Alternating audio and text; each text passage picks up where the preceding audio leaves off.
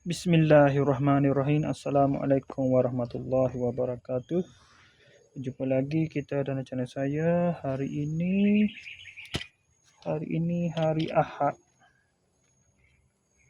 Hari Ahad 10 Oktober 2020. 10 Oktober pula.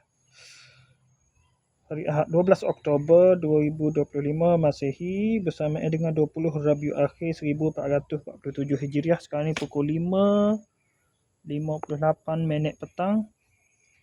Untuk video buat masa ni, saya nak maklum hari ni saya baru start kerja lah, tempat baru. Kerja macam biasa, buat jamban dengan bilik air 2, jambang tandas 2, bilik air 2. Sambung rumah je lah. Projek kecil lah, tak besar mana. Bukan seperti rumah dulu-dulu dah. Rumah baru siap sekarang, tak siap dulu tu. Selesai tergantung gitu lah. Khalif sekarang, rumah Khalif tu.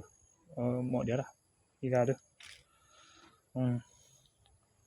Saya baru sambut birthday hari ni dulu kan. Ya, birthday dia pada 30 Ogos 30 September baru ni. Mari dulu baru saya bagi ya. Ada review kali dengan Khaira tu. Ada 1 Oktober. Okey, tu sekadar maklumat ni pula saya nak review hadiah pula dah. Barang yang sampai masa tu kejap tadi. Betul lah saya tak telefon pun dia, tapi dia tertengok masa dia lari budak Shopee tu ya. Muhammad Janaidi tu dia singgah. Dia hantar selalu. Dia singgah tu hantar tempat saya buat kerja tu lah. Tempat saya buat rumah tu.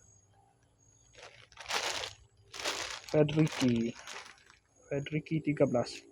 Jalan Peta Selatan nombor 48 Kalideras, Kecamatan Kalideras, Kota Jakarta Barat, daerah khusus Ibu Kota Jakarta 11840. Okey.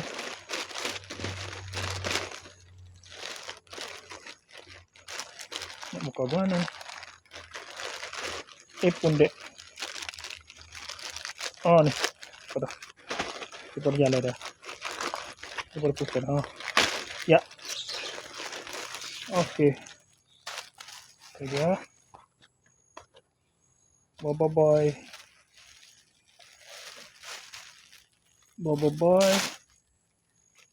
Daun.